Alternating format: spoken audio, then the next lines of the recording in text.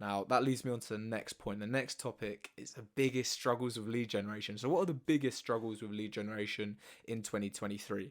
Now, I can tell you right now, from my experience and from speaking to hundreds, if not thousands, of businesses over the last few months, it is if you're running cold outbound campaigns, you're not getting any responses.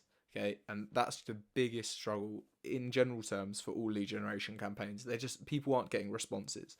Okay, and they're not booking calls. Now, there's a few reasons for this. If we look at email first, the number one thing I've seen is people are not investing in their email deliverability. This is crucial. If you're not investing in your email deliverability, you're just landing in the spam folder. No one's going to see your message. If they do see your message, do you think they're really going to trust it if you've come to them in the spam folder? The answer is no. Right, so you need to invest in all the right things. So the technical setup needs to be right for your emails. You need to make sure your DKIM records are set up, SPF records, and DMARC records are set up. If you're wondering how to do that, I actually created another video on my YouTube channel, which you can check out, and it gives you a step-by-step process of how to set all of these things up for success.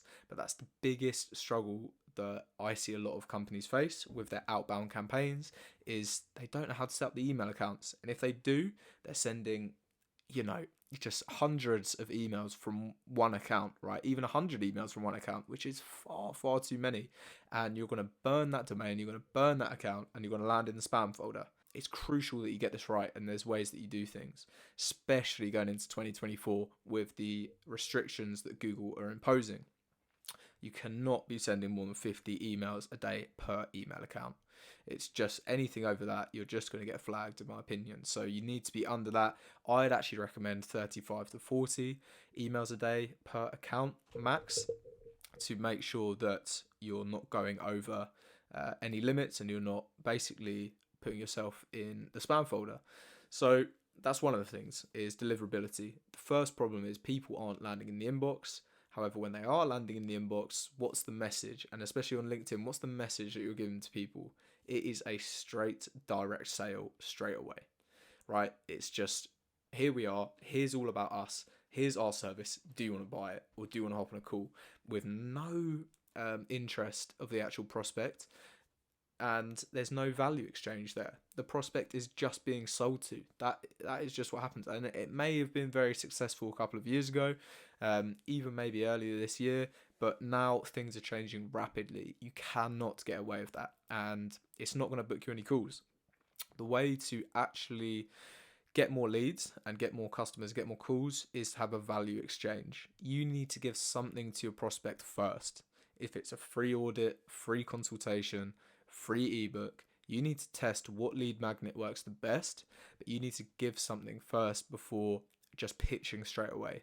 Because firstly, everyone's just pitching. You never want to do what everyone else is doing in the marketplace, right? You want to stand out. So that's the first thing, is you actually need to give value as opposed to just sell straight away.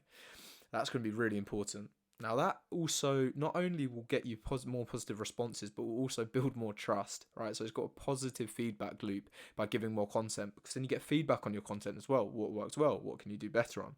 Okay, so there's no downside, in my opinion, to creating content and giving it out for free to your prospects, because actually I think what you'll find is a lot of them will want to book calls after that because they're not used to getting people who are willing to give before they ask. And that's what it's all about, delaying the gratification, if you like.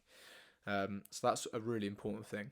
Another thing is actually making your emails targeted and relevant, okay? Because there was a time when it actually worked quite well just to get a big list off Apollo and bulk blast a load of emails off Apollo to your prospects, and you would get, a couple of responses, maybe 1-2% of responses, and then, they might be booked into calls.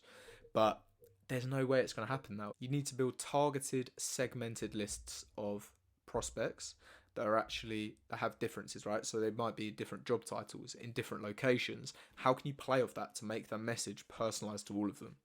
Because if you're just sending to a massive group of 5,000 contacts, the message isn't going to resonate with any of them.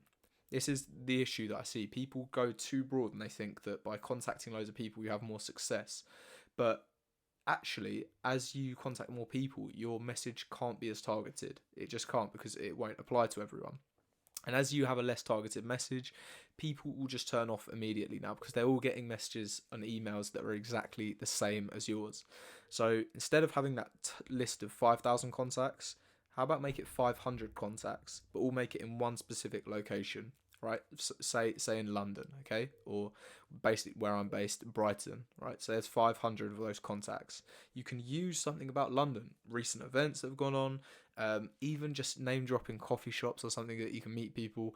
If you have these small targeted lists, your chances of success grow exponentially, because it's more relevant to the prospect, it's more targeted, and they actually are going to want to respond to it more. So building up those smaller lists, more targeted lists, is really, really, really important, instead of just massive lists. So some ways that you can do that, as I've just mentioned, target on job title. So just targeting one specific job title, for example, chief marketing officers, instead of all C-suite, because then you'll know the actual pain points that the chief marketing officer will face, as opposed to all the C-suite employees, right? Very wildly, right?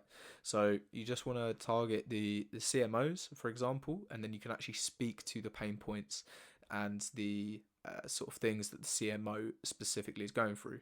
You could also do location. You could also do companies of a certain size. You could also do companies with a department of a certain size. So say they've got one person in marketing, all right, as opposed to 10 people in marketing or 20 people in marketing. You can speak to that specific type of prospect or type of ideal client in a way that resonates much more with them. So that's one thing that I think is really important to include in lead generation as well. It's making sure your lists are targeted and relevant.